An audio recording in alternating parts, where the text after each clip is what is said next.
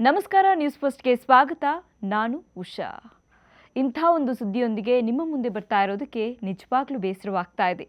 ಮೈಸೂರಿನಲ್ಲಿ ಖ್ಯಾತ ಹಿನ್ನೆಲೆ ಗಾಯಕಿ ಎಸ್ ಜಾನಕಿ ನಿಧನರಾಗಿದ್ದಾರೆ. ದಕ್ಷಿಣ ಭಾರತದ ನೈಟಿಂಗೇಲ್ 17ಕ್ಕೂ ಹೆಚ್ಚು ಭಾಷೆಗಳಲ್ಲಿ 48,000ಕ್ಕೂ ಹೆಚ್ಚು ಹಾಡುಗಳನ್ನು ಹಾಡಿದ್ದು ಸರಿಸಾಟಿ ಇಲ್ಲದ ಸಂಗೀತ ಪರಂಪರೆಯನ್ನ ಬಿಟ್ಟು ಹೋಗಿದ್ದಾರೆ.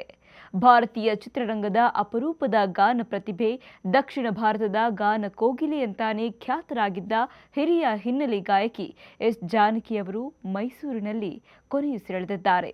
ಅವರ ಅಗಲಿಕೆಯಿಂದ ಭಾರತೀಯ ಚಿತ್ರರಂಗ, ಸಂಗೀತ ಲೋಕ ಹಾಗೂ ಕೋಟ್ಯಾಂತರ ಅಭಿಮಾನಿಗಳು ತೀವ್ರ ದುಃಖಕ್ಕೆ ಒಳಗಾಗಿದ್ದಾರೆ. 5 ದಶಕಗಳಿಗೂ ಹೆಚ್ಚು ಕಾಲ ತಮ್ಮ ಸುಮಧುರ ಕಂಠದಿಂದ ಸಂಗೀತ ಪ್ರಿಯರ ಮನ ಗೆದ್ದಿದ್ದ ಎಸ್ ಜಾನಕಿ ಅವರ ಅಗಲಿಕೆ ಒಂದು ಯುಗಾಂತ್ಯವೆಂದೇ ಪರಿಗಣಿಸಬಹುದು. ಈ ಸಮಯದಲ್ಲಿ ಅವರ ಕಿರು ಪರಿಚಯ ಮಾಡಿಕೊಳ್ಳೋಣ ಹಾಗೂ ಅವರು ನಡೆದು ಬಂದ ಹಾದಿಯನ್ನ ನೆನೆಸಿಕೊಳ್ಳೋಣ. ಎಸ್ ಜಾನಕಿ ಅವರ ಪೂರ್ಣ ಹೆಸರು ಸಿಸ್ಟರ್ ಶ್ರೀರಾಮಮೂರ್ತಿ ಜಾನಕಿ. 1938ರ ಏಪ್ರಿಲ್ 23ರಂದು ಆಂಧ್ರಪ್ರದೇಶದ ಗುಂಟೂರಿನಲ್ಲಿ ಜನಿಸಿದ ಅವರು 1957ರಲ್ಲಿ ಚಿತ್ರರಂಗ ಪ್ರವೇಶಿಸಿ ಭಾರತೀಯ ಸಂಗೀತ ಕ್ಷೇತ್ರದಲ್ಲಿ ಅಳಿಸಲಾಗದ ಹೆಜ್ಜೆ ಗುರುತು ಮೂಡಿಸಿದ್ದಾರೆ. ಎಸ್ ಜಾನಕಿ ಅವರು ಕನ್ನಡ, ತೆಲುಗು, ತಮಿಳು, ಮಲಯಾಳಂ, ಹಿಂದಿ, ಒಡಿಸ್ಸಾ, ತುಳು, ಕೊಂಕಣಿ, ಬೆಂಗಾಲಿ, ಮರಾಠಿ, ಗುಜರಾತಿ ಸೇರಿದಂತೆ 17ಕ್ಕೂ ಹೆಚ್ಚು ಭಾಷೆಗಳಲ್ಲಿ 48,000ಕ್ಕೂ ಅಧಿಕ ಹಾಡುಗಳನ್ನು ಹಾಡಿದ್ದಾರೆ. ಅವರ ಧ್ವನಿ ಹಲವು ತಲೆಮಾರುಗಳ ಸಂಗೀತಾಸಕ್ತರ ಮನಸ್ಸಿನಲ್ಲಿ ಶಾಶ್ವತ ಸ್ಥಾನ ಪಡೆದುಕೊಂಡಿದೆ. ತಮ್ಮ 3ನೆಯ ವಯಸ್ಸಿನಲ್ಲಿ ಪೈಡಿ ಸ್ವಾಮಿ ಎಂಬುವವರಲ್ಲಿ ಸಂಗೀತಾಭ್ಯಾಸವನ್ನು ಪ್ರಾರಂಭಿಸಿದ ಇವರು 1956ರಲ್ಲಿ ಆಕಾಶವಾಣಿ ನಡೆಸಿದ ಸಂಗೀತ ಸ್ಪರ್ಧೆಯಲ್ಲಿ ರಾಷ್ಟ್ರಪತಿ ಬಾಬು ರಾಜೇಂದ್ರ ಪ್ರಸಾದ್ ಅವರಿಂದ ಬಹುಮಾನ ಸ್ವೀಕರಿಸಿದ್ರು.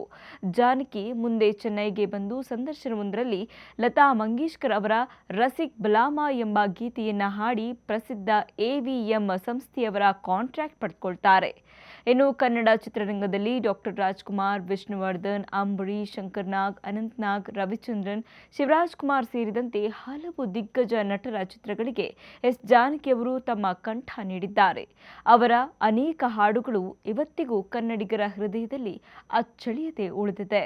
ಮಕ್ಕಳ ಧ್ವನಿಯಿಂದ ಹಿಡಿದು ವಯಸ್ಸಾದವರ ಧ್ವನಿಯನ್ನು ಅದ್ಭುತವಾಗಿ ಅನುಕರಿಸುತ್ತಿದ್ದ ಇವರು ಎಲ್ಲಾ ರೀತಿಯ ಪಾತ್ರಗಳಿಗೆ ತಕ್ಕಂತೆ ತಮ್ಮ ಧ್ವನಿಯನ್ನ ಸಿದ್ಧಪಡಿಸಿಕೊಳ್ತಾ ಇದ್ರು. ಹಳ್ಳಿಯ ಸೊಗಡಿನಿಂದ ಹಿಡಿದು ಪಾಶ್ಚಾತ್ಯ ಶೈಲಿಯವರೆಗೆ ಎಲ್ಲಾ ರೀತಿಯ ಹಾಡುಗಳನ್ನು ಈ ಜಾನಕಿಯಮ್ಮ ಹಾಡ್ತಿದ್ರು.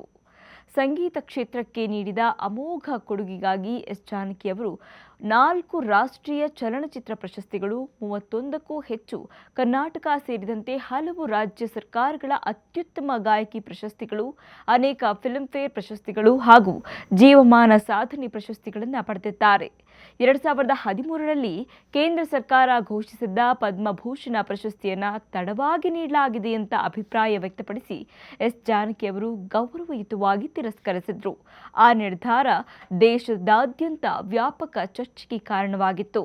ತಮ್ಮ 17ನೇ ವಯಸ್ಸಿಗೆ ಮದುವೆಯಾಗಿದ್ದ ಜಾನಕಿಯಮ್ಮ ಪತಿ ವಿ ರಾಮ್ ಪ್ರಸಾದ್ ಮತ್ತು ಪುತ್ರ ಮುರಳೀಕೃಷ್ಣನನ್ನ ಕಳೆದುಕೊಂಡು ತುಂಬಾ ದುಃಖದಲ್ಲಿದ್ರು.